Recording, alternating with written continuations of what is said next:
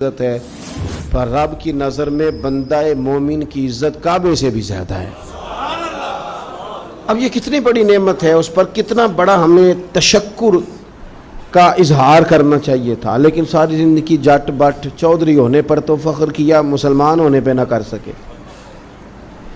ساری زندگی ہم نے اپنے قبیلے پر، رنگ پر، علاقے پر، بستی پر، زبان پر، علم پر، دولت پر تو فخر کیا، کاش دو رکعتیں پڑھ کے کہتے یا اللہ تیرا شکر ہے تو نے نبی پاک کا غلام بنایا ہے۔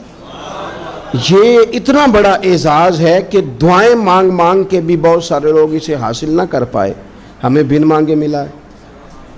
لیکن تشکر کے جذبات قلبی طور پر جو ہونے چاہیے، حضور کا ذکر کسی کا محتاج نہیں، کسی کا محتاج نہیں۔ وَرَفَعْنَا لَكَ ذِكْرَكَ، رب فرماتا ہے محبوب ہم نے خود آپ کے ذکر کو بلندیاں عطا فرما دی، ہم نے آپ کے لیے آپ کے ذکر کو بلند کر دیا ہے۔ لیکن ہمارے ذمے کیا تھا کہ ہم خاص کر اس نعمت کا شکر ادا کریں، خاص کر محفل میلاد کرانے والوں سے اور سارا سال حضور کا تذکرہ کرنے والوں سے میری چھوٹی سی اپیل درد مندانہ یہ ہے کہ ہمیں غور کرنا چاہیے، ہمیں توجہ کرنی چاہیے، ہمیں خاص اپنے دل اور اپنی روح پر غور کرنا چاہیے کہ یہ جو ہم محفل کرا رہے ہیں حضور کے نام کی، اس میں ہم خالص ہیں، ہمارا اخلاص اس میں شامل ہے، للہیت کا دخل ہے۔ آپ کو اگر للہیت نصیب ہے اور ذوق آپ کو حاصل ہے، میسر ہے، اور یہ قلبی بات ہے، یہ نہ آپ کسی کو بتائیں گے تو پتہ چلے گا، یہ آپ کا اور رب کا معاملہ ہے کہ ہمیں اگر تو میسر ہے وہ چیز۔ بہت سارے لوگ ایسے ہیں، ان سے میں اکثر کہتا ہوں کہ محفل تو حضور کے نام کی ہے، اس میں تو میرے بھائی آپ کی گلی کا وہ نعت خواں جس کی بالکل کوئی آواز نہیں، وہ بھی نعت پڑھے تو پڑھے حضور کو راضی کرنے کے لیے، تو وہ بات قبول ہے۔ اگر آپ نے 60,000 والا منگایا ہے اور آپ کو بھی پتہ ہے پیسے دیے ہیں، تو اس کو بھی پتہ ہے پیسے لیے ہیں، تو آپ بھی کہہ رہے ہیں کہ پڑھنا نہیں، اس نے پیسے نہیں لیے، تو وہ بھی کہہ رہا ہے کہ میں نے لیے ہیں، تو مجھے بتائیے کیا اس میں ذائقہ کیا رہ جائے گا؟ اس میں کیفیات قلبی کے تو دکاندار اور گاہک کا رشتہ بن گیا، اس میں وہ مقام تشکر کہاں آیا جو بندہ مومن کو اپنے محبوب کے ساتھ ہونا چاہیے تھا؟ آپ اگر غور کریں، محفل میلاد کرانے والے بھی، آنے والے بھی، جانے والے بھی، شریک ہونے والے، تو اس طرح کا ماحول نہ بنائے جس طرح کوئی قوم کوئی تہوار بناتی ہے تو بس ٹھیک ہے، اس کو کوئی معمولی بات نہ سمجھے، یہ حضور کا میلاد ہے۔ اس پہ بندہ مومن نے اس بات پر شکر کرنا ہے کہ یا اللہ تیرا شکر ہے تم نے ہمیں اپنے پیارے محبوب کی غلامی عطا فرمائی ہے۔ اس کو معمولی قسم کی کوئی بزم سمجھ کر نہ گزار دیا جائے، اس میں جذبات کا خاص حسن ہو، کیفیات کا خاص جذبہ ہو۔ میرا محفل کا انکار کرنے والوں سے، میلاد شریف کا انکار کرنے والوں سے بھی بڑا معصومانہ سوال ہے کہ خدا کے بندو تم محفل میلاد کا انکار کرتے ہو، بتاؤ اس محفل میں ہوتا کیا ہے؟ آپ میں سے بھی جو لوگ بہت زیادہ دلائل چاہتے ہیں، ان سے بھی صرف سادی سی بات عرض کرتا ہوں، میلاد کے محفل میں کیا ہوتا ہے؟ سب سے پہلے تلاوت ہوتی ہے، سب سے پہلے کیا ہوتا ہے؟ پھر اس کے بعد تقریر، پھر جی سلام، پھر آخر میں لنگر۔ کون سی چیز ناجائز ہے اس میں؟ کوئی ہے تو بات کرے بھئی، آپ ان سے سوال کریں نا کہ خدا کے بندوں کس بات پہ اڑ گئے ہو؟ یہی سارے کام تم سیرت کا ٹائٹل لگا کے کرو تو بالکل ٹھیک ہے، تلاوت ہے، نعت ہے، بیان ہے حضور کی سیرت کا، فضائل کا، خصائل کا، شمائل کا، اس میں ناجائز کیا ہے؟ عجیب بات ہے، عجیب جرت ہے، عجیب دلیری ہے۔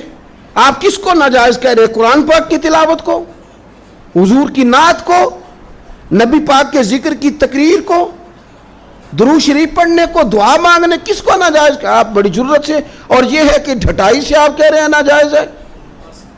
آپ غور تو کریں، محفل کرانے والا ذوق پیدا کرے اور انکار کرنے والا توجہ کرے وہ کیا کر رہا ہے، وہ توجہ کرے۔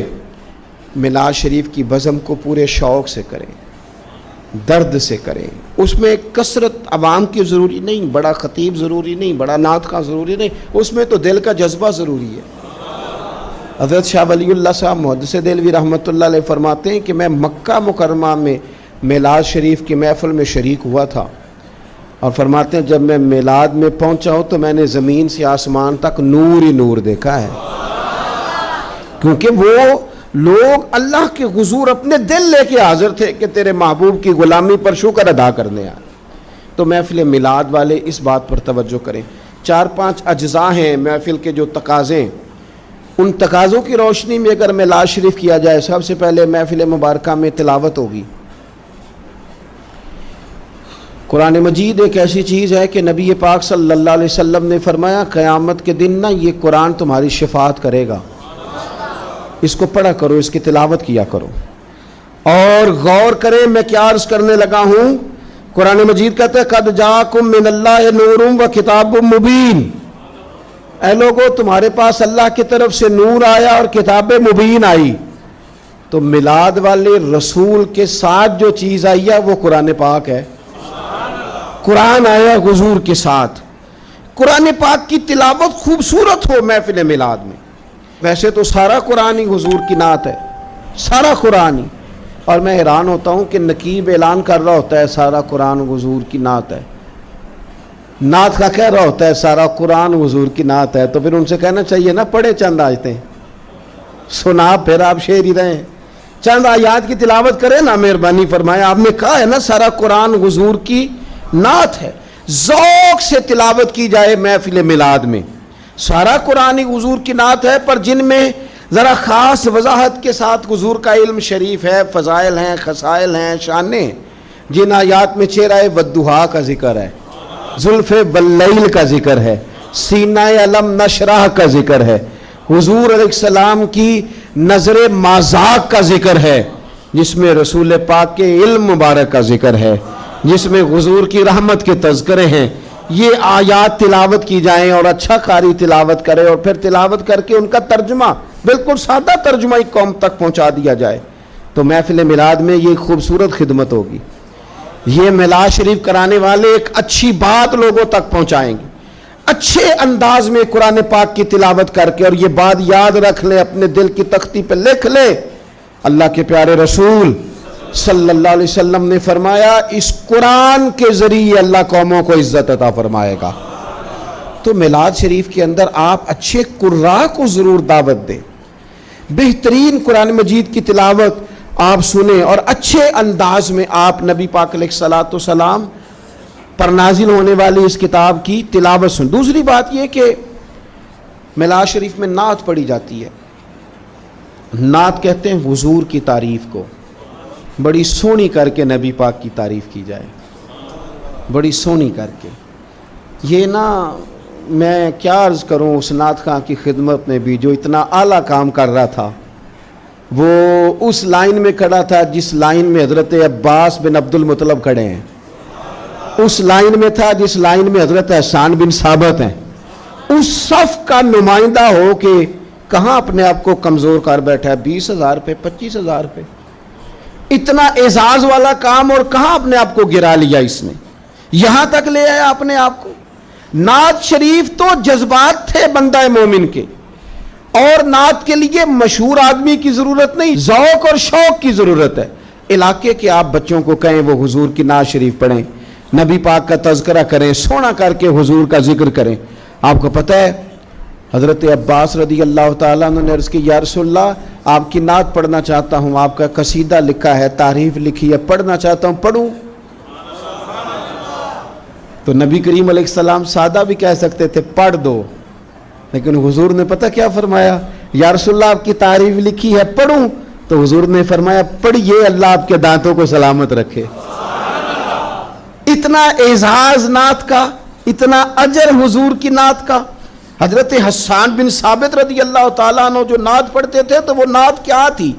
کافر معاذ اللہ جو نبی پاک علیہ السلام پر اعتراضات کرتے تھے نا، حضرت حسان بن ثابت شعروں میں ان کا جواب دیتے تھے۔ حضرت حسان بن ثابت جب نعت پڑھتے تھے، او نعت کا تو اپنا اعزاز تو پہچان یار، تو اپنی عظمت کو تو سمجھ، تیرا درجہ کیا ہے۔ جب حضرت حسان نعت پڑھتے تھے تو رسول پاک ہاتھ اٹھا کے دعا مانگتے تھے، اے اللہ روح القدس کے ذریعے، اے اللہ جبریل امین کے ذریعے میرے حسان کی مدد فرما۔ حضور ان کی مدد کی دعا کرتے تھے کیونکہ وہ حضور کی تعریف کر رہے ہیں. تو آپ دیکھیں یہ اعزاز کتنا بڑا ہے, یہ مرتبہ کتنا بڑا ہے. بنو نجار بہت اعلیٰ قبیلہ تھا مدینہ منورہ کا. کاش میرے بیٹے حضور کی نعت پڑھنے لگے, کاش آپ کے بیٹے حضور کی نعت پڑھنے لگے, کاش ہماری بیٹیوں کی زبانوں پر نبی پاک کے ترانے جاری ہو جائیں, کاش یہ سلیقے سے, یہ باوضو ہو کر, یہ طہارت کے ساتھ اپنے محبوب کریم علیہ السلام کے نعت خواں بن جائیں. اس باپ کے مقدر جاگ گئے جس کی اولاد حضور کے تذکرے کرنے والی بن گئی.